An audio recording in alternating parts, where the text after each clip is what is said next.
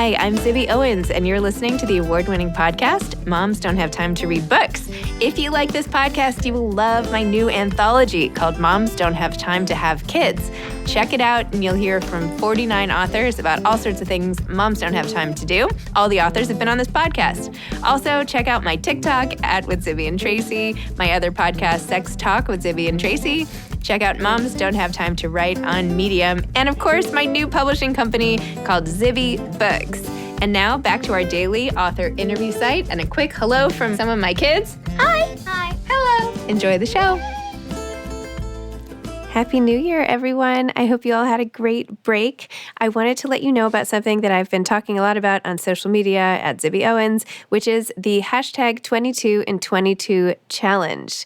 We are at Zibby Books, we are encouraging everybody, like all of you, to visit 22 bookstores in 2022. And we're going to provide a whole series of incentives for every 5 visits, and you'll be entered to win a $500 shopping spree, and you'll get fun things like bookmarks and all the rest. Plus, you'll be part of a great community of people all helping support bookstores, authors, and more. We're really, really excited about it. If you want to join, sign up. You just go to 22in22.net. That's 22in22.net and click I'm in and put your information. And then every time you go to a bookstore, you just quickly go back on the site and click log a bookstore visit. And then we'll be keeping track and we'll be following up with all of your different achievements and awards and everything. So please sign up, spread the word. 22 in 22, get your friends to join and start visiting bookstores, and it'll be really fun and exciting. So here's to a wonderful 2022. I'm so excited that you're listening to my podcast and doing all the fun things that I have been trying to bring into the world. So here we go, 2022, hashtag 22 in 22. José Vadi is the author of Interstate, Essays from California, an award-winning essayist, poet, and playwright. José Vadi is the author of this debut collection of essays. Welcome, José. Thank you so much for coming on Moms Don't Have Time to Read Books to discuss Interstate, Essays from California. Oh, thanks for having me. My pleasure. Okay, tell listeners why you decided to write all these essays about California and what the general theme of them is and why. The whole thing. Give them the whole thing.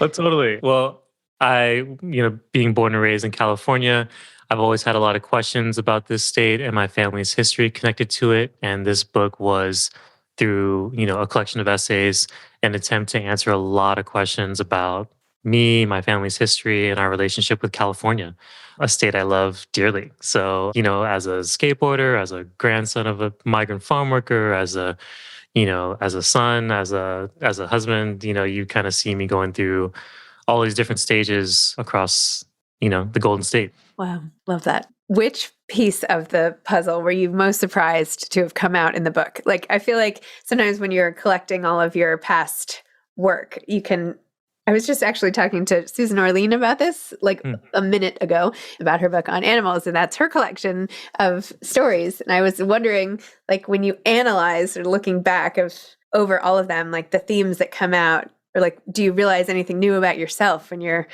find out what you're writing? It's like backwards detective work. Yeah, that's a good way to phrase it. It is kind of like a backwards. You are thinking about why these historical moments in your life are so significant to you, why they are still you're still kind of unthreading them and unspooling them, and really trying to understand why these things matter, what you're holding on to, and that delicate balance between memory, nostalgia, revisionist history, and everything in between, what is authenticity when we're thinking of in these kind of contexts. So that was, it was definitely trying to, I think a way of tackling that for me in this book was trying to just stay honest to how I'm reacting, who I am in these moments, reacting to the subject material at hand, in these different roles that I'm playing in different moments. And some of those roles I'm putting myself in, and other roles are kind of projected onto me. So it was interesting writing this book and seeing why do these things matter to me, and how am I kind of understanding it through my own experiences. Interesting. And so when did you, just to back up a lot, Sure. When did you start writing? When did you know you wanted to be a writer? When did this all begin? And did you know you always wanted to be a writer? I got into poetry first. That was for some reason, maybe I wasn't a good MC or a good rapper, and I was just like, Oh, poetry's it. stop. Like, so I was like very young, Failed rapper writes failed rap. collection of essays. And poetry was the first spark, and that got me into it when I was like 13, and I started getting some work published really early. In college, I grew up in Southern California and moved to Berkeley for college, and got pretty wrapped up into the spoken word and the poetry scene there. And started working for literary nonprofits and stuff like that, and got into plays and writing plays and really just getting different artistic opportunities while becoming a student and getting some professional chops underneath me. So I guess around that time, like especially like writing your first play and kind of getting your first grant when I was like 24, 25, and just doing like temp work, 9 to 5 stuff in between in the financial district in the city, San Francisco. I was like, this is kind of a hustle that might be the rest of my life, potentially, but, understanding how that could come about, took a lot of time. I didn't really get into writing essays until I went to Mills College in Oakland for creative nonfiction. And that 2 years just kind of gave me an understanding of, oh, this is the type of format I've always been trying to get at, and understanding what an essay can do for you as a writer, like how you can manipulate it or just use the form, it was invaluable. I read the essay you wrote about Oakland and how you said that like nobody wants to go back to Oakland. And yet there Oh you yeah. were, right? Yeah, and the relationship between, or at least like folks from San Francisco not wanting to go to Yeah, Oakland, and, yeah, and yeah. that dichotomy is probably still a hand. I was Although just in Oakland you yesterday. just described the area in which you lived as somewhat, or maybe it's not where you live, but the area in which you were at the time of writing, or as somewhere like people wanted to pass by, or that I don't know, they were, Yeah, that yeah, there you were. So yeah, yeah. Downtown Oakland at a time when I was moving there was kind of pretty bare, and or developing, I guess you could say. And now it's a totally different. It's changed in a lot of different ways. So, but Oakland is a very unique, one of a kind kind of city, much like San Francisco. So, yeah. Well, I'm in New York. I feel like that's pretty unique and one of a kind, but oh yeah, whatever. California's okay, I guess, in you terms of know. geographies. So when you started writing essays and figuring out that like that form was really working well for you, what was that publication journey like? And then how does it feel to you when you have something like in the Atlantic or something versus a book out? It's a real trip, like coming from more performing arts side of things too. Even just having your show documented in any capacity is a miracle. Is there a photographer on set? So to have like a written, this thing that we can hold and point at is a trip. And it started with my relationship with Mensa Demary at Soft Skull. He's now the editor in chief of Soft Skull Press, but he started as a editor for Catapult's web magazine, and he through the slush pile of a different publication, he basically kindly rejected me and then kept me in the loop and invited me to submit pieces for Catapult. And that turned into Getting to Susie's, which is included in the collection, as well as Standing in the Shadows of Brands, and another piece I saw in the collection about going to see the band the Mars Volta at the Greek Theater in Berkeley. And when I submitted a California inquiry, that's when in 2017, these pieces are kind of between 2015 and 2017 is when this stuff started.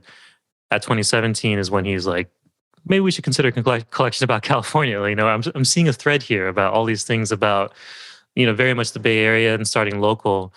But around that time too, I digitized a tape of my grandfather that I filmed years ago when I was still an undergrad, and just documenting his story, just a straight up visual oral history of his life. I'd never digitized it, and I wanted to preserve it, knowing that tapes expire, and much like hard drives.